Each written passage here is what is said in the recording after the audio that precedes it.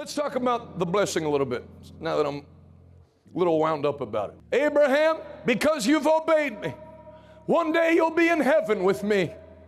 That's what now, if you ever do get into the blessing, people just get into, one day we'll be in heaven. How many know things might not work out here on this earth, but one day in heaven? And I told you something last week, but I'm going to tell you again. I'm going to tell you a lot of times. For a will to come into effect, if your grandmother's a multimillionaire, in order to get the money she has for you in her will, what has to happen first? She has to die. Somebody has to die for the terms of a covenant to come into effect, the shedding of blood. So in religion, they've taught that you have to wait until you die to get the blessing. But the covenant, I'm telling you, this is solid Bible.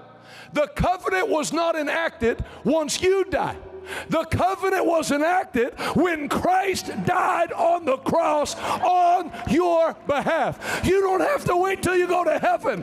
God's blessings belong to you right now. I said God's blessings belong to you and your family and your seed and your children's children. Right now. You don't have to wait. You can receive now. You can be healed now. You can be blessed now. Right now. Can have it right now. One day when we get to heaven. That's not what God told Abraham. See this land you're standing on? Nobody will ever take it from you. Why do you think every demon-possessed dictator gets obsessed with taking Israel over? Because the devil tries, he's a thief. The Jewish people should move out of Israel. Go ahead and try to move them out. Enjoy yourself. Make sure your will's in order. It's over. You touch Israel, you die. Hugo Chavez from Venezuela gave that speech at the United Nations. In Spanish, he said, I curse Israel from my bowels.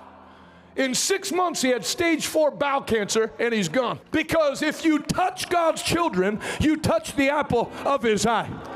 And now, without faith, it is impossible to please God. For anyone who wants to come to him must believe that he is. Everybody say, I believe. I did a teaching. It's on YouTube. You could look it up. You should look it up. Not because I taught it. It's a good teaching. I stole it from Finis Dake anyway. I was going to teach on the 11 names of God. Then when I did the teaching, I discovered there's like 30 of them in about 30-some. So I think I titled it, Knowing God by His Names. Jehovah, my victory. God, my victory. Not God, my friend.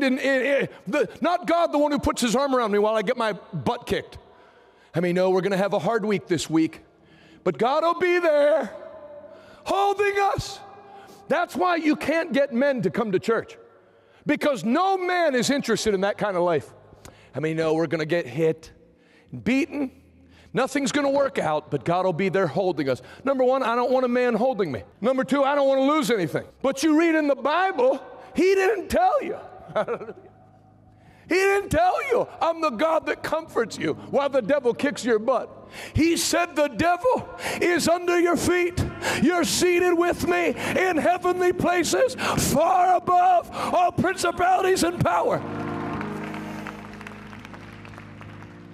He's not God, my comfort in defeat.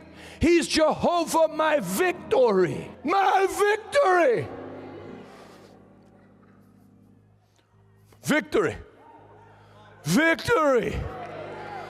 Victory in every area of life. When the enemy rages against your family, God has victory. When they tell you you're not going to make it, God has victory. When they tell you you're going to die, God says you're going to live. He's got victory for you. Victory for your marriage. Victory for your children. Victory for your grandbabies.